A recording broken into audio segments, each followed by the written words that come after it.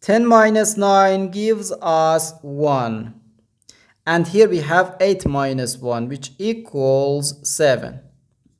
So we have 1 times 7, which equals 7. But this answer is not correct, because according to the order of operations, which is PEMDAS, P stands for parentheses, E stands for exponent, M and D stands for multiplication and division, and A and S stands for addition and subtraction. First we have to do parentheses, then exponent, then multiplication or division, and finally addition or subtraction. Remember that multiplication and division have equal priority and we have to work from left to right. And the same applies to addition and subtraction. In this expression we have two subtractions and one multiplication. According to the PEMDAS, multiplication has higher priority than subtraction because multiplication comes before subtraction.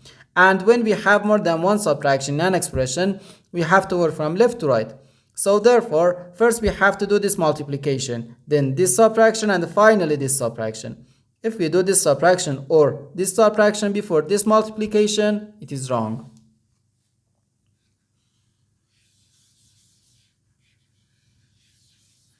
So first we have to do this multiplication. 9 times 8 gives us 72. So we have 10 minus 72 minus 1. Now we have to do this subtraction. 10 minus 72 gives us negative 62. Then minus 1. Okay? Now we have negative 62 minus 1, which equals negative 63. And this is our final answer to this problem. The correct answer is negative 63.